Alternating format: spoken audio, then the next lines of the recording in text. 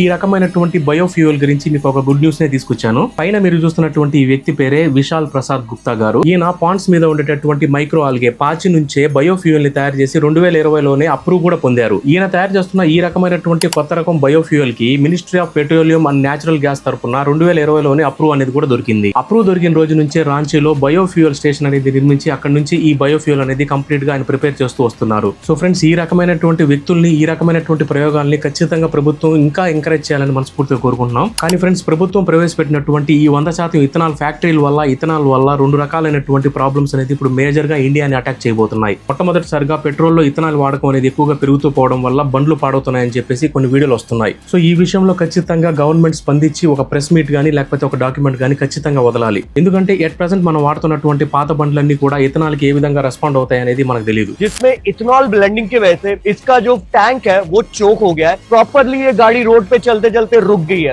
Recent గా ఒక YouTube influencer తీసినటువంటి ఒక వీడియో బాగా వైరల్ అవుతుంది. ఈ ఇన్ఫ్లుయెన్సర్ ఇథనాల్ ఫ్యాక్టరీకి సంబంధించినటువంటి ఒక ఏరియాకి వెళ్లి అక్కడ విజువల్స్ కొన్ని తీశారు. దీంతో పాటు ఇథనాల్ ఎక్కడైతే ప్రిపేర్ చేస్తున్నారో ఆ చుట్టుపక్కల ఎంత పొల్యూట్ అవుతుందో క్లియర్ గా ఆ వీడియోలో చూపించారు. आसानी सी बदबू सी आ रही है यहाँ पे, जो बस मैं सूंघ सकता हूँ, वो तुम्हें दिखा नहीं सकता. मतलब పొల్యూషన్ को పీక్ कर रही है. यहाँ बन रहा है एथेनॉल. అలాగే అస్సాం నుంచి ఇథనాల్ ఫ్యాక్టరీ వల్ల ఎంత ప్రజలు ఇబ్బంది పడుతున్నారు అనేది కొన్ని వీడియోలు బాగా వైరల్ అవుతున్నాయి. नितिन गडकरी साहब आपको मैं बहुत अच्छा समझता था. इथेनॉल के कारण हमारा असम बड़ा मेघालय में इतना पोल्यूशन फैला रहा है, इतना पोल्यूशन में झोंक दिया है.